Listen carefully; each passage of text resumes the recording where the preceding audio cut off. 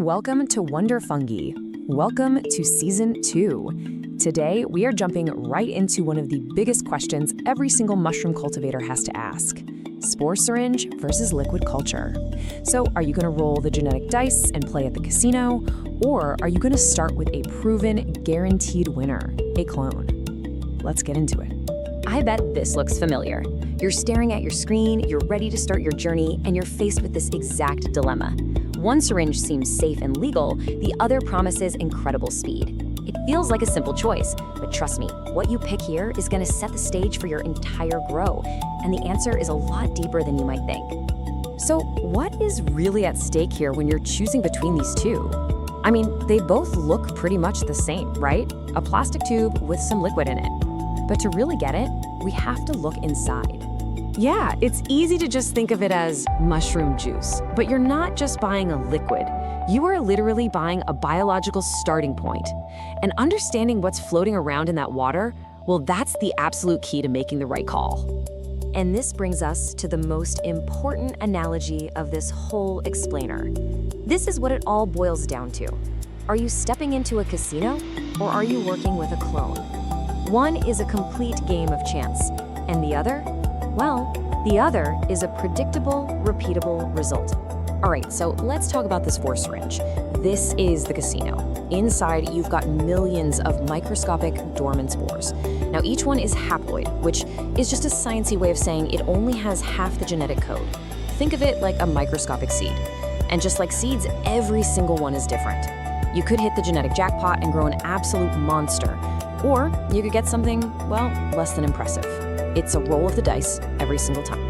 Now, on the flip side, we have liquid culture, or LC. This is the clone. Inside the syringe isn't a bunch of dormant seeds. No, this is living, breathing, active mycelium floating in a sugary nutrient broth. It's already alive, and it's a genetically identical copy, a clone, of a mushroom that was already selected for awesome treats like speed or size. It's a sure thing. So let's put that side by side. The most crucial difference is how they start their journey. Spores have this whole soap opera they have to go through. They have to wake up, find the compatible partner, and then fuse together to even begin creating mycelium. It's a ton of work. Liquid culture, it skips that whole song and dance. It's already a living, mated network that is ready to rock and roll the second it hits your grain. Let's really look at this journey spores have to take. It's kind of wild. First, they wake up and germinate into these tiny little strands with a single set of genes.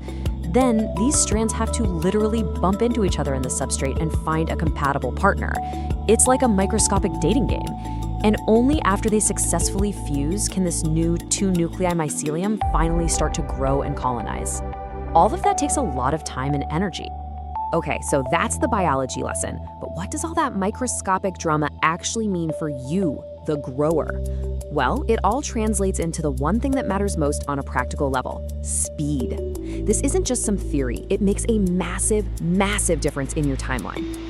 And here are the cold, hard numbers. Look at this. On average, a spore syringe is going to take you anywhere from 2 to 4 weeks. That's 14 to 28 days to fully colonize a jar of grain. A liquid culture, just 3 to 10 days.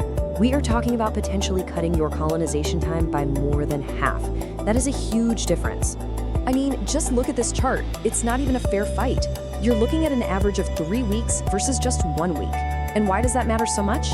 Well, every extra day your grain is colonizing is another day that contamination, like mold, has a chance to sneak in. Faster colonization means a much smaller window for disaster and a much quicker path to harvest. Okay, so liquid culture is way faster. Case closed, right? Everybody should just use LC. Well, not so fast. Speed is just one piece of the puzzle. Now we have to talk about the really critical trade-offs: legality, shelf life, and risk. Let's break this chart down because this is really important. First up, legality. This is a big one. Spores are generally legal for microscopy research because they don't contain any active compounds.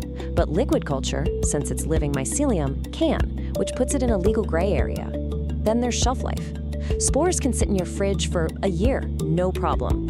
And LC is a living thing. You gotta use it within a month or two. So what's the deal with this quote? You've seen it on every single website that sells spores.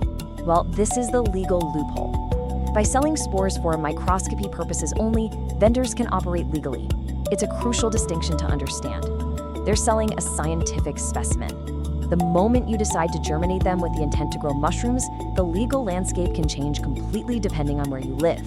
So after all of that, the speed, the legality, the risks, who wins? Spores or liquid culture? Well, this is where we let you in on the big secret. For the people who really know what they're doing, it's not a competition at all, it's a workflow. You see, that whole versus debate we started with, that's really a beginner's question.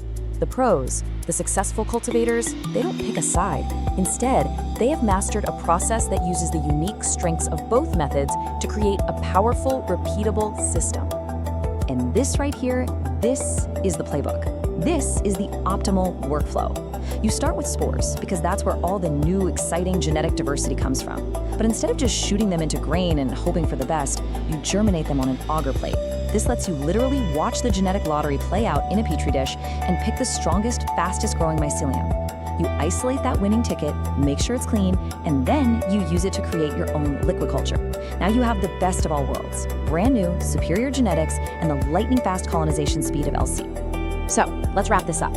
Here's what you need to remember. Spores are your genetic gateway. They're the legal, affordable way to start and to find new, amazing genetics. Liquid culture is your accelerator. It's for speed, consistency, and for scaling up once you have a winner. And the secret ingredient, the essential bridge between the two, is Agar. That's your quality control step. Mastering this entire workflow, that is the real key to success in mycology. So the real question isn't spores or LC. The question is, where are you on this journey, and what's your next step? Are you ready to play the genetic lottery and discover something new with spores? Are you ready to level up your game and start isolating those winning genetics on Agar? Or are you ready to hit the accelerator and scale up your production with a liquid culture? The choice is yours. Good genetics are half the battle. Please like and subscribe to Wonder Fungi for more